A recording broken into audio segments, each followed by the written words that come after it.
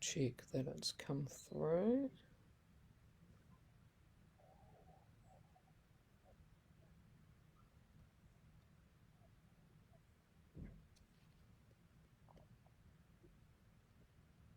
Okay, we are all good to go.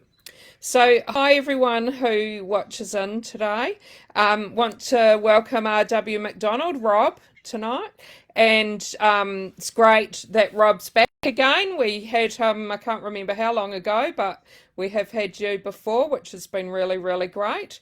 So, Rob's an award-winning author, a Kiwi, and a queer dad living in Melbourne with his two daughters and one Harry cat. Hopefully, Harry Cat might make an appearance. His debut novel, The Nancys, won Best First Novel in the 2020 Nio Marsh Awards, as well as being finalist in the Best Novel category. It was shortlisted for Best First Novel in the 2020 Ned Kelly Awards and highly commended for an unpublished manuscript in the 2017 Victorian Premier's Literary Awards.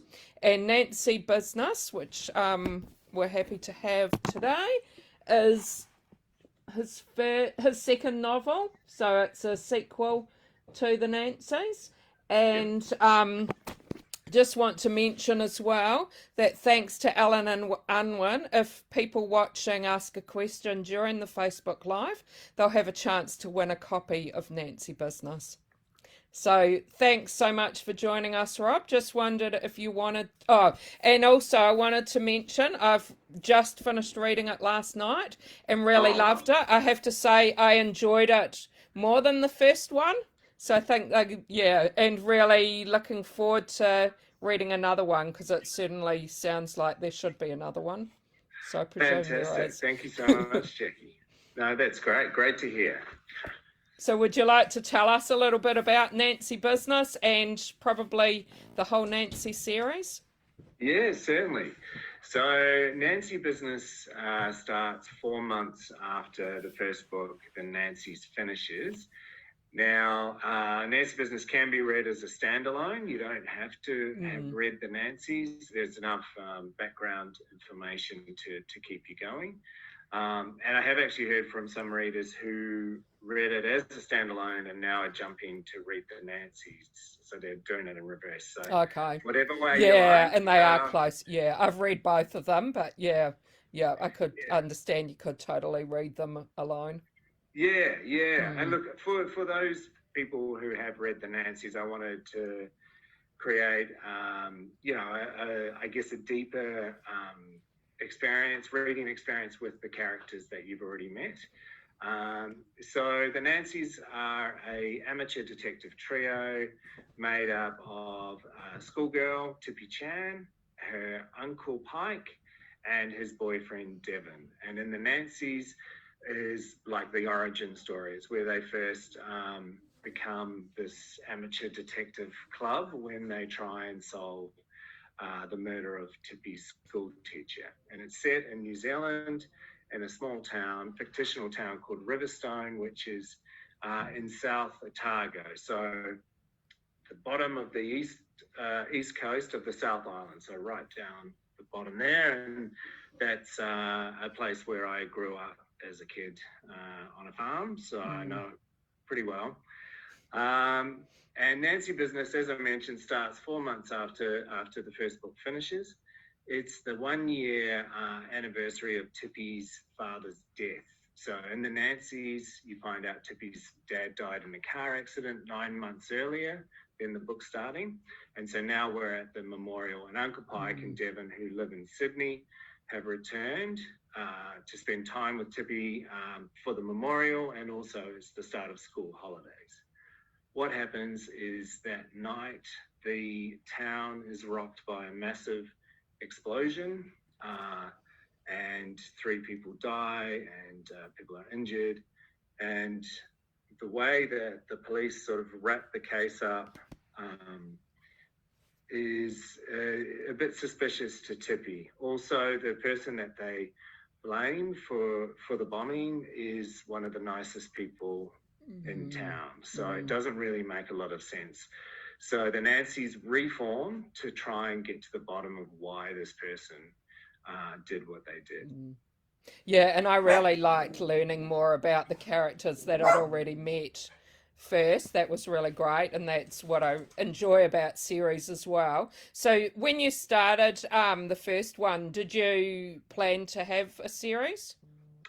Yeah, so when the idea first came to me, the Nancy's in 2006, Mm, but I didn't actually start writing the first draft until 2016. And in 2006, I quickly realized that there was a larger story, and I'm calling it Tippy's story, mm, a larger story around her dad that was bigger than just one book. And um, I, yeah, at the time I thought of it as a trilogy. yeah, okay. And even when I was writing Nancy Business, I was trying to work out, can I, is it a duology? Can I do this in two books? Mm, And there was just no way. So I was kind of lucky in that regard that I had this sort of map for where I think the story is going to go. Outside of a trilogy, if there was a story that came along, but I know for this one story, this one larger story, I want to try and get that done in three books, mm, if possible. okay. Yeah, so you think 3 books will be it? Well, yeah, and then after that, but three books to Mm, get justice for Joe. Let's just yeah, put it that way. yeah, Yeah. yeah. But there could be more. Yeah, well, as long as the stories come, and Mm, the thing I think with the Nazis, as having read them, there's that family. It's sort of come for the mystery, stay for the drama. So it mm, would, it depends how those characters are evolving, or if they have other stories to tell. At this mm, stage, yeah, I'm just looking at, okay, let's get book three yeah. done, and then see what happens from there. But I also wanted to create characters where they certainly could have a life either outside of me. If we've signed a screen option deal now. Oh, okay. Oh, that's great. Mm, Yeah, so they could go off and do that, yeah. or yeah. And Tiffy's so young, so in Nancy Business she's just turned 12, so could also she's around the same age as my daughters, Mm, so she could end up growing up over the next couple of years as well. I kind yeah. of like that there's that open-ended for them. Mm, mm. And whereabouts are you at with writing book number 3? Uh, it's a good question. So, like I've got I know what happens, and I've got it sort of mapped out, and I've written some sort of sketchy bits of it.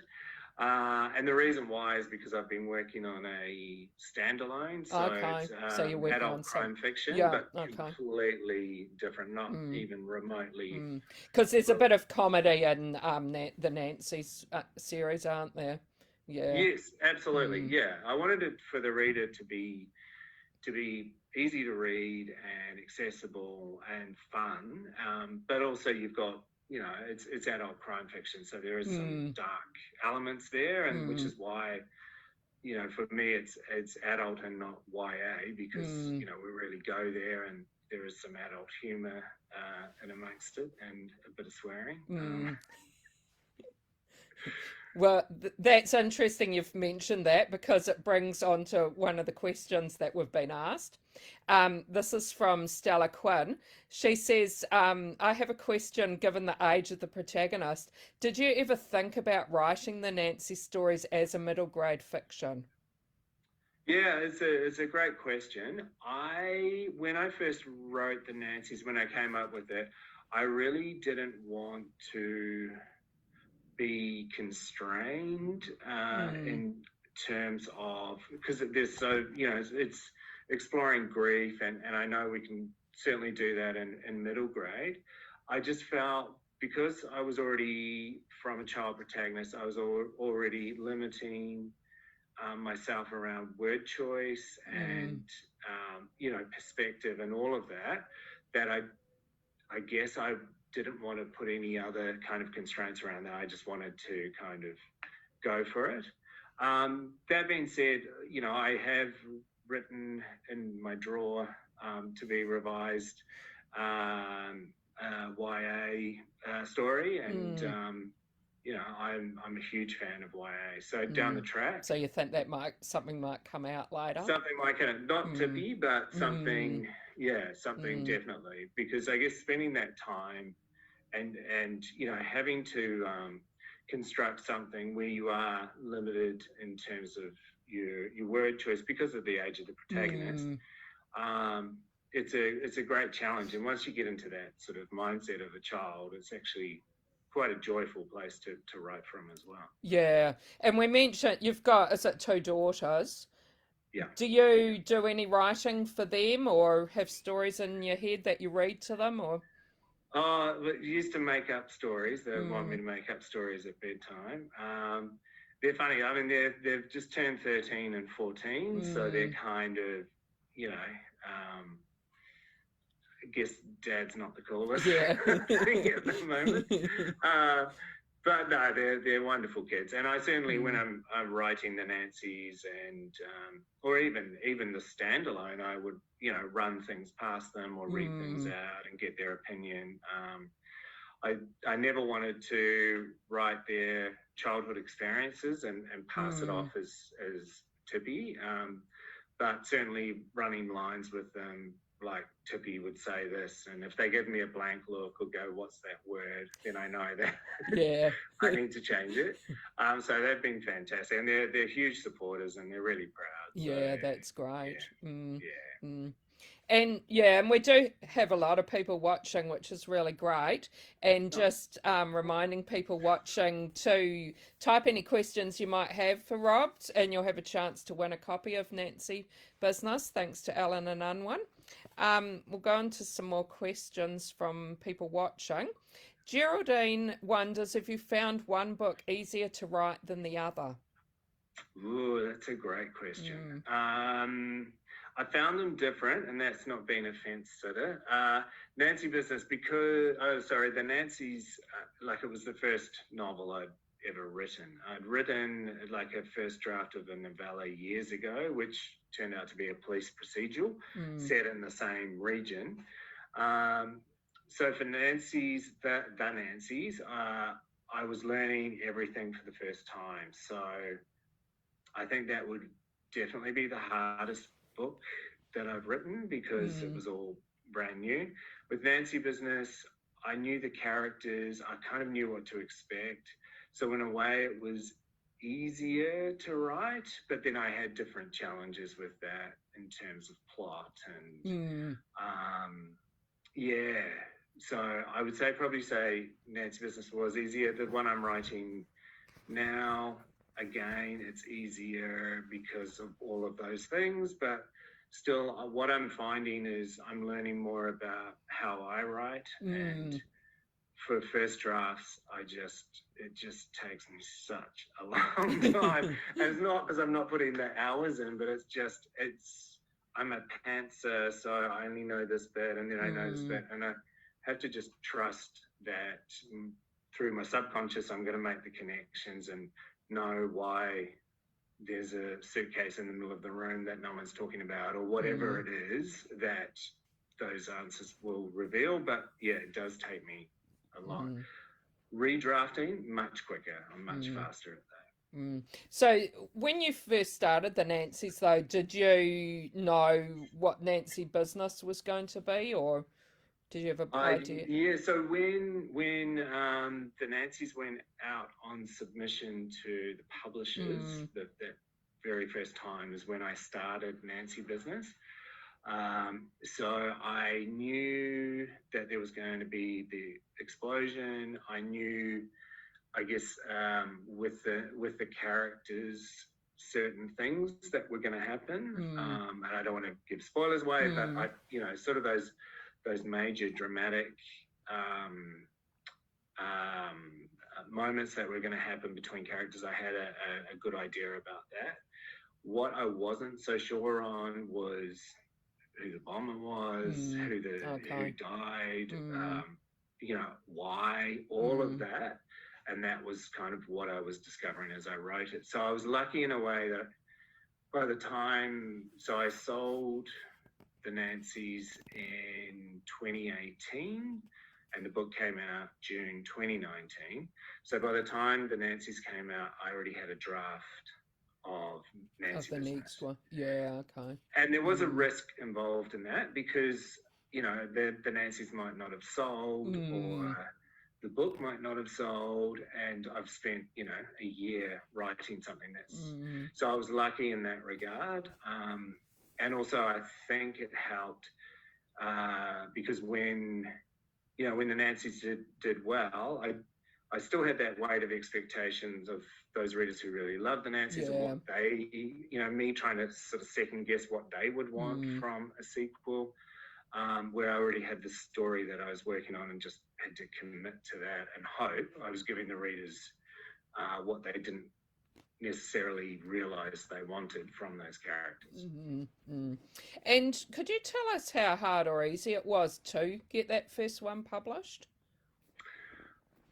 It was looking back, it seems like, yeah, it was a bit of a dream. You know, it was 10 years of them in my head. Previous to that, I had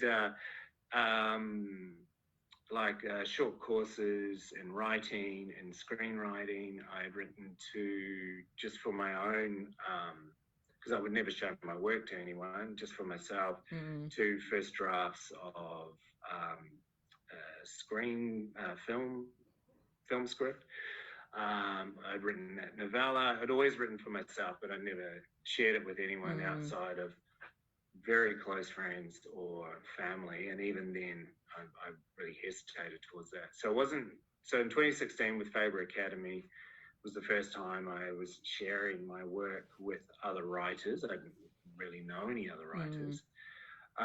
But coming into that, I had these characters for 10 years. I had, I guess, done that learning around subtext and dialogue and character, all that self-directed learning. And then what I did was just followed my teacher's advice. So I had Tony Jordan and Paddy O'Reilly, and so we did the Faber Academy, writing a first draft of a novel, part 1, and then part 2. And then once I got the manuscript done, I was entering unpublished manuscript competitions. And the first 2 I heard nothing from. And so and I just kept, you know, redrafting and working on it. And so when it came to the Victorian Premier's literary awards that are unpublished, I had no expectations. I was almost using it as a deadline to get another draft done. So when I did find out and I was highly commended, I thought, that's great. I thought it was like everyone gets a gold star, and there was actually 2 of us highly commended, and the rest of us shortlisted, and it was from that I got my agent, Grace Heifetz. So that's what I'd say to any emerging writer is just make sure you enter those unpublished manuscript awards. You never know who the judges are. You never know. You don't have to win. You know, like I said, I was highly commended. I wasn't even shortlisted. Yeah, I mean, you always need to check the terms and conditions because sometimes you can be locked in. But yeah, I just think before you do anything, obviously get the draft done. But then that's a really good way to hopefully get some attention. Yeah. And before you were a writer, did you have another job, and are you still doing another job now? Yeah. So I was working in international education. Okay. For agents, education agents, and then for universities. And that's what I was working up until last year, when I'm now writing full time. That being said, down the track, very happy to do, some sort of side projects or something. Obviously, right now, though, international education is really suffering. So it's probably good. Yeah, good for you. Your books are doing so well, then maybe as well. and you've got Well, the in extra. terms of timing, it's been Yeah. pretty fortunate for myself to be able to do what I'm doing. Yeah. Mm, mm. Belinda said your covers are very eye-catching, and did you design them? I wish. So, thank you, Belinda. Yeah, I've got here's the Nancy's put the two together. Yeah, so Mm, Alyssa Denalo, so she's Australian designer. So she designed the Nancy's and Nancy business. I was lucky enough, my publisher, Jane Palfreman, asked for my input right at the beginning, what I would like. I said, I wanted something like 60s kind of graphics. So if you think of like the cover of Clockwork Orange or those sort of iconic covers, and I said, if you cover the title, you still know what book that is. And I sort of gave some examples, and then I said I didn't want black, I didn't want bridges, I didn't want stock photos of people in front of bridges with steam, because that was sort of yeah. everything in the crime section. And I was, so it was Alyssa who came up with pink and with the eyes, and it was just perfect. It was, And certainly on the shelves, that really stands out as well. Yeah, Like a lot yeah, I'm different so than incredibly grateful to it's her great. and Alan Unwin for going with it. Yeah, it's certainly different than a lot of novels you see. Yeah. Holly's got a good question. She said she'd love to know how to tackle a series. She's at the stage of recognizing a story feels too big for one novel. So how do you split ideas up? Yeah, that's a great question. So I did a lot of research into how do you write a trilogy, because within trilogies, each book is almost acting like, the 3-act structure. So book 2 has got to do a lot. And by the end of book 2, your main characters have to be ready to take on that big challenge, which is book 3. So I think it's looking, for me anyway, it was looking at that overarching story. So the one that you're thinking that is the big story, and looking at that as its own story arc, and then chopping that in. How does that look? What's the midpoint for that whole story arc? What needs to, where does the protagonist, what lessons or what do they need to learn or prepare to be able to take on that final challenge, which would be your final book. And that's that emotional journey as well as, the physical journey. And then the other thing with the series is each book has to be its own story and has to theoretically be standalone as well. So combining that, but then making sure you're getting your overarching story without detracting from the current story. So I think that's where within each book, if you've got something that's happening in your current story that ties in to that overarching story, so you can do that heavy lifting, I think if you find that, that's gold. And Mary wonders if you read books at the same time you're writing, and if so, what genres do you enjoy? And I'm also wondering if maybe you want to recommend anything to us you might have been reading. Yeah, sure. So it's a very good question. Depends where I am in my writing. If I am like very much in a draft and it's all consuming, then no, reading does fall off the side just because I need that space in my head for my own story. At the moment, I've been able to juggle it. So I'm reading, I think for the last couple of years, I've mainly read Australian fiction and memoir, and the occasional Kiwi. I honestly haven't read a US or UK author or anyone else for a long time, and I'm still struggling just to keep up with the Australian authors, which is fantastic. My to be read pile is terrible. So currently I'm reading The Others by Mark Oh, Brandy. yes. I was lucky enough to be able to read an advanced copy of Sarah Bailey's The Housemate, which is coming out in September. That was really good. I've got. Oh, yes. Is that his new? Is that a new one of his? Yeah, so it's coming out end of this month. Okay. And 2 books. I don't know if I shouted them out last time. I might have.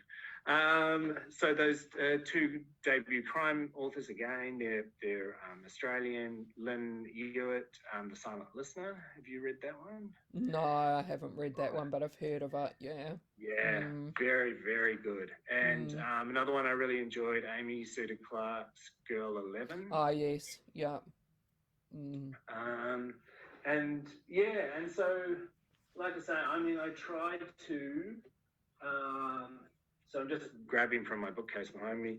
So I read Yumiko Kudota's Emotional Female this year. It's another debut crime author, Lorraine Peck, The Second Son. Yeah, not really much non-fiction, other than the memoir. A lot of crime fiction, just because of getting, which is fantastic, advanced reading copies and things like that. Yeah. Yeah. Yeah, no, thanks. Some great recommendations there. Geraldine's wondering what sort of research you had to do for your books. Yeah, so a lot of very different things. With Nancy Business, I was incredibly scared of using Google because of it was involved in an explosion. So luckily I was working at a university at that time, so I could speak to an engineer and use the library. And I was also really conscious that I didn't want to put too much in Nancy Business, as in I didn't want to give a recipe for how to blow up a town. Yeah.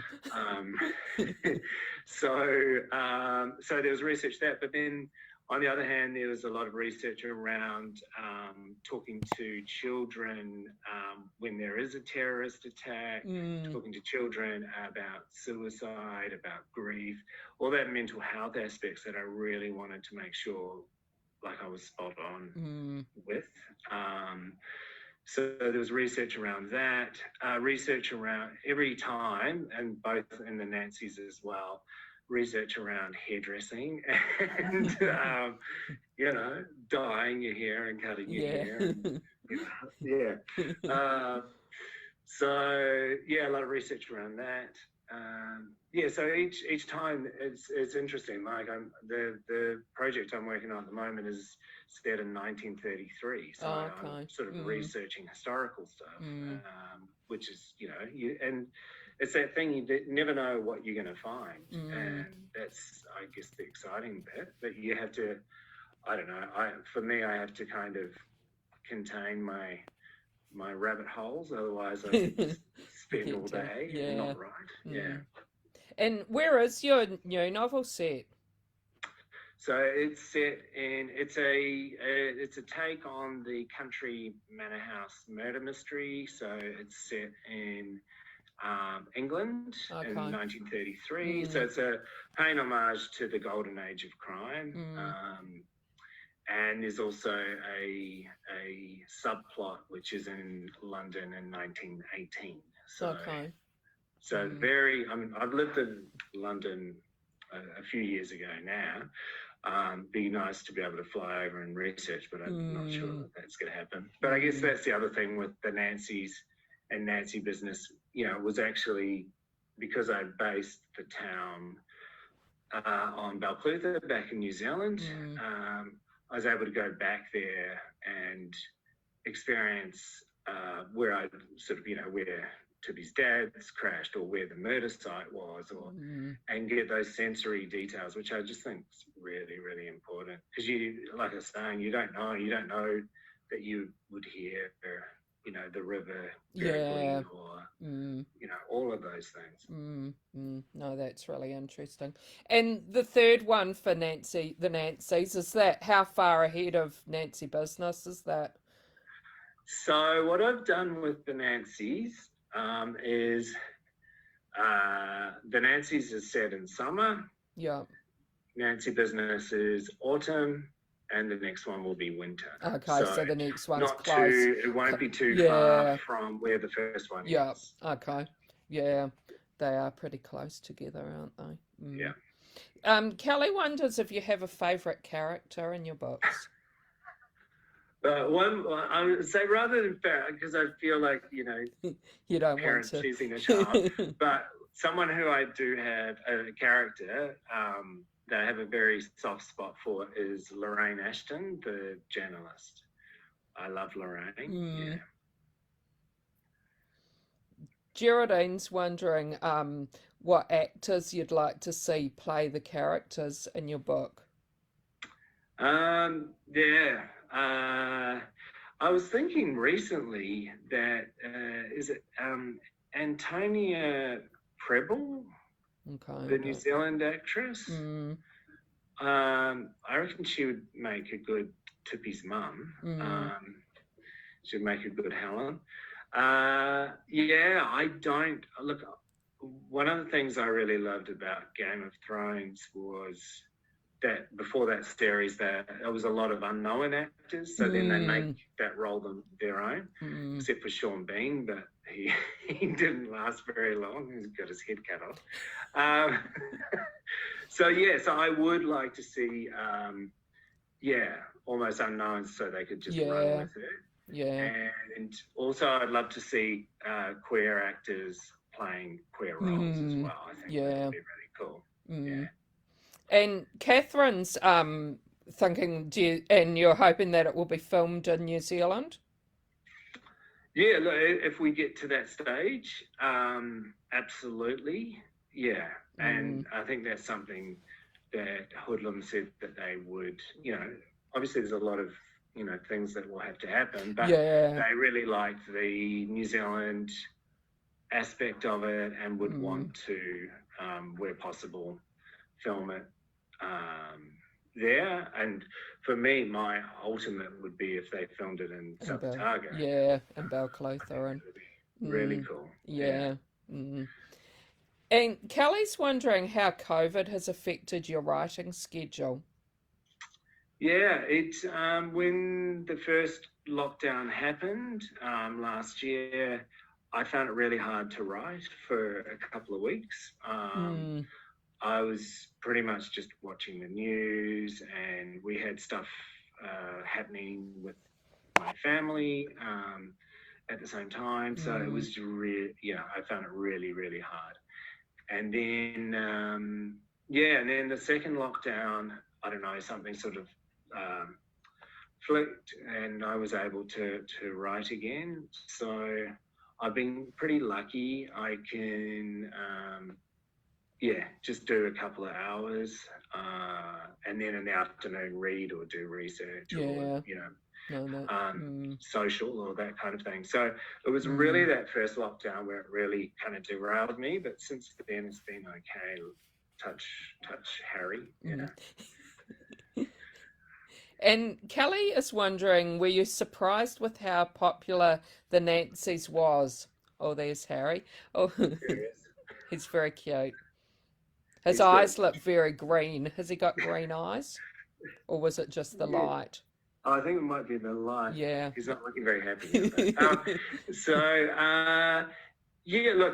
I didn't know what to expect with the Nancys. I really didn't. I just hoped that it would find its readers, or the readers that would love it. But I didn't know. Yeah, I had no idea one way or the other. I just knew it was a story I wanted to write and get out there. So I've been absolutely thrilled. And have you found it appeals to a very wide range of people? Yes, yeah, which is the really cool thing. Yeah. And there's, teenagers, but also, quite old people. Mm. So, late 70s, even 80s who've been reading it. And it's just wonderful. I love it. Yeah, I'm not surprised. I would have thought it would appeal to a wide range from reading it myself. Mm. Yeah, no, so it's been fantastic. I'm Mm. really, really grateful. Mm. And what do you hope readers love about your books? I just hope it gives them a sense of comfort, almost that sort of feeling that you've made new friends, Mm. and and enjoyment really, and escape. Mm. So all of those things, I hope that that's what they get from it, and that sort of sense of love within the Nancys, and they sort of, you know, like sort of standing near a fire or something, Yeah. that kind of happy glow. Yeah. Um, yeah, that's what I hope. Mm. Mm. And Geraldine wonders if you have any authors that inspire your writing. Yeah, so growing up, Roald Dahl Mm. was a huge um, inspiration, and particularly when I was a teenager and I read Kiss Kiss, his short stories, which were more adult and Mm. quite dark, and yeah, that was sort of the first time I realized that as an author, you didn't have to write just one sort of type of story. You could write all these stories, but also I could see that. I mean, nowadays we'd call it his brand, but I could see, that darkness and that humor, but just in a different kind of setting for a different audience. But it was Mm. still him, and that was a huge eye opener. Um, Virginia Woolf to the Lighthouse with the stream of consciousness, and that, like, how she wrote that just blew my mind. Mm. Cormac McCarthy, The Road, just his use of language and the way that he sucked out any kind of hope that you had as a reader. It was just incredible. Mm. And then all the way through to Hunter S. Thompson and Fear and Loathing in Las Vegas, because it was just so and just out there. So yeah, I think, and this is the thing of reading widely. I think, and particularly when I was a kid, I just read everything and anything. And then and then for a long time, I was writing for myself. So I guess I didn't go through that phase of trying to write like another author. Yeah. But, there's so many authors I admire. And, even obviously every time I'm reading, I see a sentence and I sort of try and work out how they've done it. It's just beautiful. Mm. So I think, as a writer, you're always learning, and I think you've just got to try and find your own voice at the same time. And when you were growing up, did you think you wanted to be a writer? Oh, absolutely. Yeah. So RWR, those are my initials. And that was like, if I was ever going to be an author, that was going to be, what I wanted to be published. And because of like C.S. Lewis and J.R.R. Tolkien, this was before, way before Rowling. And but it was that thing. As soon as I became a teenager, is just told that it's not a profession. Yeah. You can't do it. All that negative stuff, and just the odds of getting published. So I just put it to one side, and that's why it took me so long to actually do it. Like, it took me till 2016 really to prioritize it. Yeah. And that's what I'm trying to instill in my kids, that if you've got some, creative thing that you enjoy it and do it. Don't, it doesn't have to be an either or kind of thing. Yeah. Oh, that's good, yeah. Mary's wondering if you read your reviews. That's a very good question. Yes, I do. Yeah, I do. Particularly like if it's say Instagram and I've been tagged in it, because people have spent time and really thought about it and they put it down. So absolutely, in terms of that, or in terms of press reviews, I'll skim just to make sure. I try not to read uh, Goodreads reviews. I keep an eye on it. Um, but yeah, the book bloggers and things, absolutely, because like I say, it takes time. I do the odd review for books, and I know how much time and energy and effort it takes. So if I've been tagged, it's the least I can do is read it. Yeah. And do you have a lot of readers reach out to you and say, like, do you have a typical reader that you find are the ones that will reach out to you? Yeah, look, I've been really lucky. My readers engage a lot, which is great, and I engage back. I mean, I really enjoy that sort of aspect of it as well. It's the age ranges, and sometimes it could be a gay man, particularly from New Zealand. It could be an older gay man who grew up, in that town or near that town, and is just happy to, see something that's so out there. I've had other people who have left that town who've reached out. But yeah, people, like I say, of all ages, either through my website or through social media, just say hello and say, and it's I love it. It's awesome. Yeah. And have you had any chance to do any launches or anything in Balclutha? No, not yet. No, but the journalist is coming up from the Clutha Leader, so I'll get to see them on Friday, which will be cool because I'm heading home. Yeah, so that'll be good. And they did a story, I think last year after I won the NIOs. They so for those watching, Riverstone Bulletin is a little bit like the Clutha Leader in South Otago. So yeah. And do you want to share with people what things you have coming up if anyone's in the area and can come in? Yeah, sure. Thank you. So next Tuesday, myself, Karina Kilmore, who wrote, is it Tell Me Lies, I want to say. Was that Josh Pomari?